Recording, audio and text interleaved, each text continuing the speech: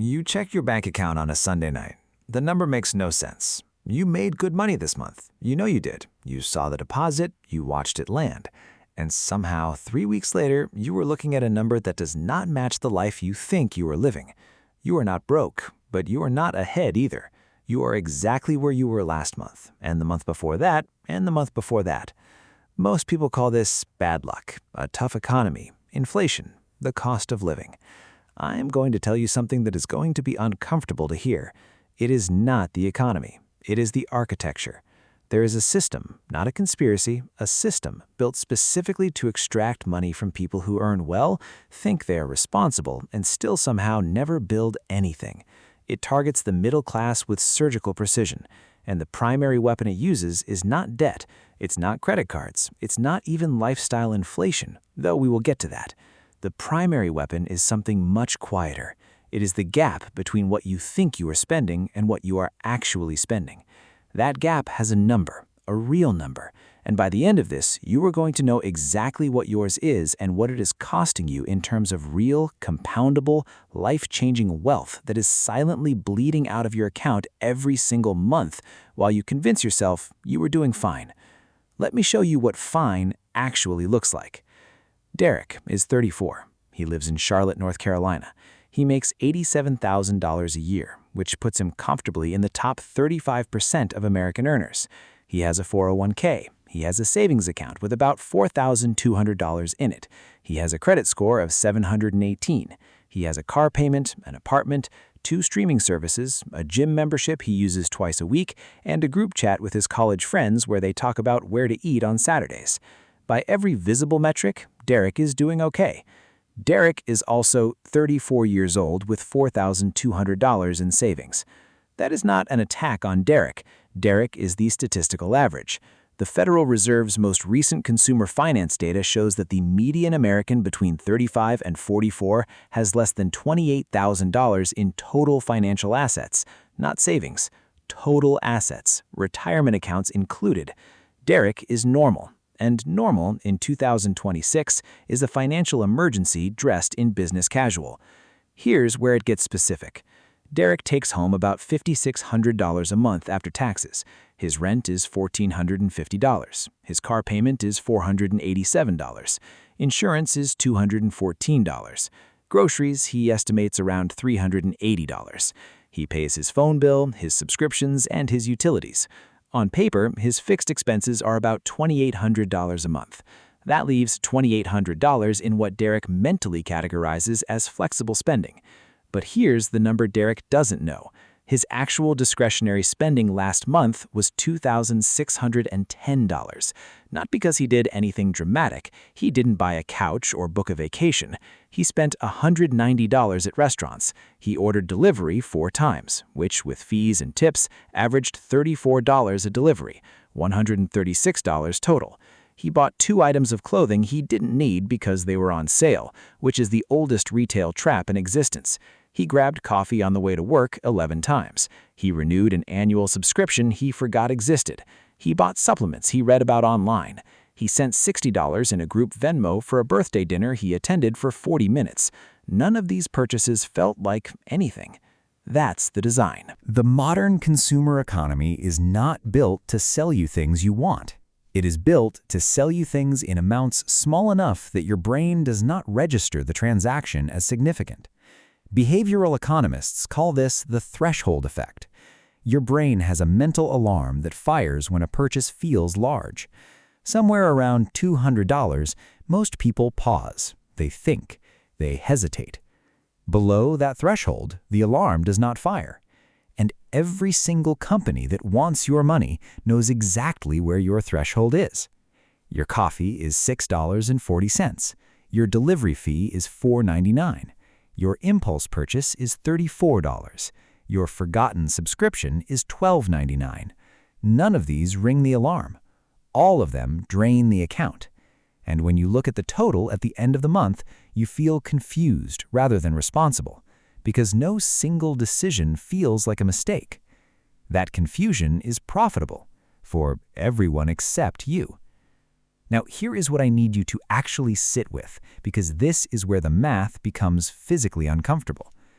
Derek's $2,610 in monthly discretionary spending means he saves roughly $190 a month. That is $2,280 a year. He has been earning this salary for 4 years. By now, he should have around $9,000 in savings, assuming he saved consistently, which he did not because discretionary spending has a way of expanding to fill whatever space you give it. But here is the number that matters. If Derek had spent $1,400 a month instead of $2,610, a difference of $1,210, and invested that $1,210 every single month into a low-cost index fund, averaging the market's historical 10% annual return, after 10 years, he would have $230,000. Not from a raise, not from a side hustle, not from a business, from the money that currently evaporates between his paycheck and his Sunday night bank check. $230,000 is a down payment on a house in most of America. It is 6 years of a child's college tuition. It is the number that, invested and left alone, starts generating $9,200 a year in passive income at a conservative 4% yield. All of it, every dollar, is currently leaving Derek's account in transactions his brain does not register as decisions. This is the first thing I need you to understand. Overspending is not about irresponsibility. It is about invisibility. The spending that destroys middle-class wealth is not the big purchase you agonize over. It is the 100 small ones you never think about again. Now, let us go deeper because there is a second layer to this that almost nobody talks about. There's a concept in behavioral finance called the purchase shadow. Every discretionary dollar you spend does not just cost you that dollar. It costs you every dollar that dollar would have become. The $136 Derek spent on delivery last month did not cost him $136. At a 10% annual return over 30 years, that $136 is worth $2,370. His $190 restaurant tab is worth $3,307 in future wealth. The 2 sale items he bought on impulse for a combined $89 will cost him $1,550 in future wealth. His birthday dinner Venmo is $1,044 gone. Every month, different purchases, same math. This is not about making Derek feel bad about eating out. It is about making the true price of a transaction visible, because the price tag on the item is a lie. The real price is what that money would have compounded into, and no retailer on earth is required to show you that number. If they did, you would buy a lot less. Now, I want to talk about the thing nobody in personal finance talks about honestly, because it is uncomfortable and it implicates systems people trust. If you have found this content useful so far, hit subscribe and turn on notifications. This channel is one of the only places that breaks down how money actually moves in this economy without selling you a course or a coaching program. Every video is a free masterclass. This is that. Now, back to the architecture. There is a reason the average American household carries $7,900 in credit card debt, while simultaneously having a rewards card they are proud of, and it is not stupidity. It is engineering. The rewards card is the single most profitable product the financial industry has ever created, specifically because it reframes the act of spending as the act of earning. Think about the psychology of that for a second. You are not spending $4,200 on your Visa this month. You are earning 67,000 points. You are getting 3% cash back. You are building toward a flight you are going to take next year. The purchase is no longer a cost. It is an investment. It is progress. This is not an accident. This is the result of decades of psychology research deployed specifically to lower your transaction resistance. The moment spending feels like earning, the threshold alarm we talked about earlier is permanently disabled. Chase, Amex, and Citi do not give you points because they want to reward you. They give you points because a customer who thinks they are earning while spending will spend an average of 12 to 18% more than a customer paying with cash or debit. Every academic study on this produces the same result. The card companies know the result. They built the product around it. The rewards are real. The trap is realer. If you carry a balance, even once, even for 30 days, your 2% cash back is eliminated by 24% APR interest before the billing cycle closes. The math makes the rewards statistically worthless for the majority of cardholders who carry any balance at all. But you are not thinking about APR when the card swipes. You are thinking about the points. That is the design. Here is what a financially literate response to this looks like, and I want to be specific because this is where theory has to become tactic. You audit every recurring charge on your account today, not this weekend, today. Go to your bank statement, go back 60 days, write down every subscription, every recurring fee, every auto-renew. The average American has 4.2 subscriptions they have forgotten about. At an average of $14 per subscription, that is $58 a month, $696 a year, gone, silently. The first audit almost always finds at least one subscription the person has not used in over 6 months. Cancel it tonight. That is not a small thing. That is the start of something specific.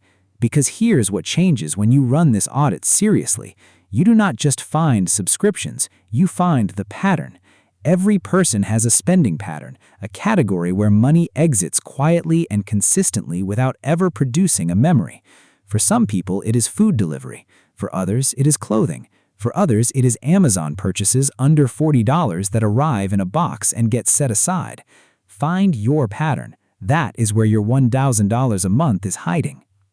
Now, let's come back to Derek, because Derek did something 3 months after this kind of reckoning that I want you to understand structurally. He did not go extreme. He did not stop eating out. He did not cancel everything and eat rice for a year. He made 3 specific changes. He deleted 3 delivery apps and cooked at home 5 nights a week instead of 3. He consolidated 2 streaming subscriptions into 1 and used his library card for the content gap, which his library card covered completely at 0 cost. He created a 48-hour rule for any purchase that was not food, gas, or a bill. If he still wanted it after 48 hours, he bought it. He almost never still wanted it. These 3 changes freed up $940 a month.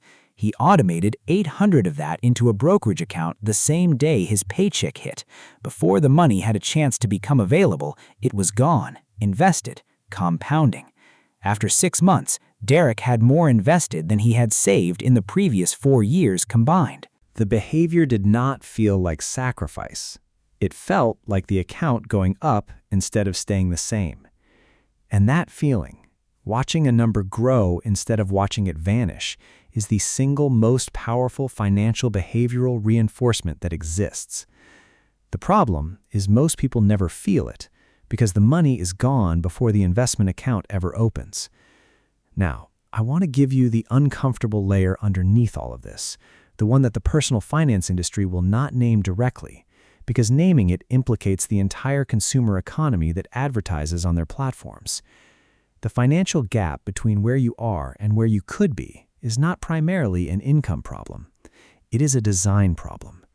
The environment you live in, the apps on your phone, the layout of the store, the checkout process, the one-click purchase, the buy now, pay later button that appeared out of nowhere 2 years ago. Every element of that environment has been optimized by engineers, psychologists, and data scientists whose entire job is to reduce the friction between your money and their revenue. You are not fighting impulse. You are fighting algorithms trained on 300 million people's purchasing behavior, specifically designed to predict and trigger your next spend before you consciously decide to make it. This is not hyperbole. Amazon's recommendation engine generates 35% of their total revenue. It does not recommend what you need. It recommends what their data says you will buy before your prefrontal cortex has a chance to evaluate whether you should. The friction you feel in saving is natural. The frictionlessness of spending is manufactured. Knowing this does not automatically fix the behavior, but it changes the relationship you have with the behavior. You stop asking why you have no willpower and start asking why the environment is built against your financial survival. And then you start building friction back in. You remove cards from browsers. You delete apps. You create waiting rules. You separate your investment account from your checking account so transfers are not immediate. You make spending slightly harder and saving slightly easier, not because you are disciplined, but because you are engineering your own environment the way every retailer engineers theirs. The wealthy do not have more self-control than the middle class. They have different defaults. Their money moves into assets before it sits somewhere tempting. Their purchases go through actual cost analysis, not because they are cautious, but because they learned early that the sticker price is the lie and the opportunity cost is the truth. You can build the same defaults on a $60,000 salary that a wealthy person built on $600,000.